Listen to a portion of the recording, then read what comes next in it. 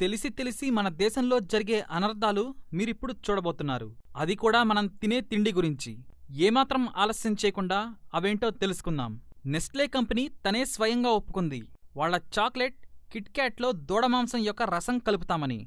మద్రాస్ హైకోర్టులో fair and lovely company మీద case వేసినప్పుడు ఆ క్రీంలో పంది గ్రీస్ అంటే పంది నుండి వచ్చిన తైలాన్ని కలుపుతామని స్వయంగా ఒప్పుకుంది.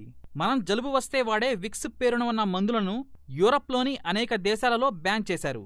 అక్కడ దీనిని విషంగా ప్రకటించారు. కానీ మన భారతదేశంలో రోజంతా టీవీలో దీని ప్రకటన వస్తుంది. లైఫ్ బాయ్ అనేది బాత్ సోప్ కాదు, టాయిలెట్ సోప్ కాదు.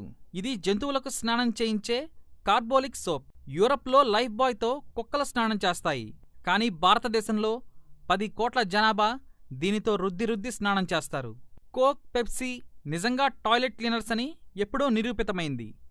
ఇందులో 21 రకాల వేరువేరు విష పదార్థాలున్నాయి. ఇంకో విశేషం ఏమిటంటే మన శాసనసభ క్యాంటీన్లో కోక్, పెప్సీ అమ్మకాలను బ్యాన్ చేశారు. కానీ దేశం నలుమూలలా దీన్ని అమ్ముతున్నారు.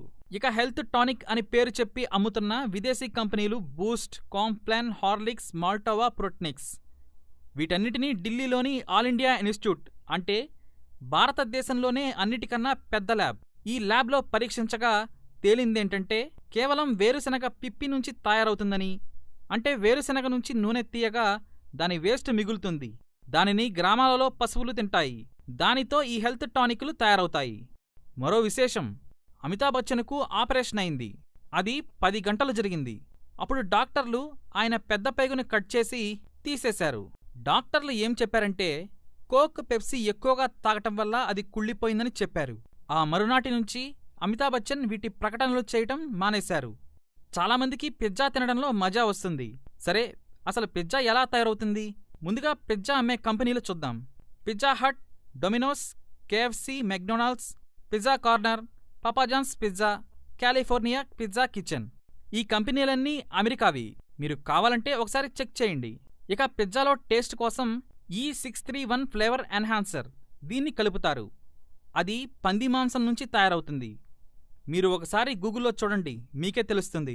ఇక మనం తినే పదార్థాలు, తాగే పదార్థాలపైన, ఆ ప్యాకెట్లపైన ఈ కోడ్స్ ఉంటే వాటిలో ఈ పదార్థాలు కలుస్తాయి. అవేంటో చూద్దాం. E322 ఆవు మాంసం, E422 ఆల్కహాల్కు సంబంధించిన రసాయనాలు, E442 ఆల్కహాల్ తత్వం కెమికల్స్, E471 ఆవు మాంసం ఆల్కహాలు, E476 ఆల్కహాల్, E481 ఆవు ప్లస్ పంది మాంసం మిక్స్, E627 ప్రాణాంతకమైన కెమికల్స్, E472 ఆవు ప్లస్ పంది ప్లస్ మేక ఈ మిక్స్ అయిన పదార్థాలు, E631 పంది కొవ్వు నుంచి తీసిన నూనె. ఇక ఈ కోడ్స్ అన్నీ ఎక్కువగా మీకు విదేశీ కంపెనీల చిప్స్, బిస్కెట్స్, చూయింగమ్స్, కుర్కురే, మ్యాగీ ఇలాంటి ప్యాకెట్లపై కనిపిస్తాయి. ఇది అపోహ కాదు, పూర్తిగా నిజం. అయినా నమ్మకం లేకపోతే ఒకసారి గూగుల్లో క్లియర్గా సెర్చ్ చేసి చూడండి, మీకే అర్థమవుతుంది. ఇక మ్యాగీ ప్యాకెట్ పైనైతే ఇంగ్రీడియంట్స్లో చూడండి, ఫ్లేవర్ E635 అని రాసి ఉంటుంది. అంతేకాదు, మీరు కావాలంటే ఇప్పుడు మీరు చూస్తున్న నంబర్లన్నీ గూగుల్లో చెక్ చేసి చూడండి. ఇవేంటో తెలిస్తే దిమ్మ తిరగటం ఖాయం. భారతదేశంలో 121 కోట్ల జనాభాలో కేవలం 10% జనం 10 రూపాయల పళ్ళరసాలు తాగితే నెలకి 3600 కోట్లవుతుంది. కానీ మీరు కోకోకోలా, పెప్సీ తాగి 3600 కోట్ల రూపాయలను దేశం బయటికి పంపుతున్నారు. కోకోకోలా, పెప్సీ లాంటి కంపెనీలు ప్రతిరోజు 7000 కోట్ల కన్నా ఎక్కువ దోచేస్తున్నాయి.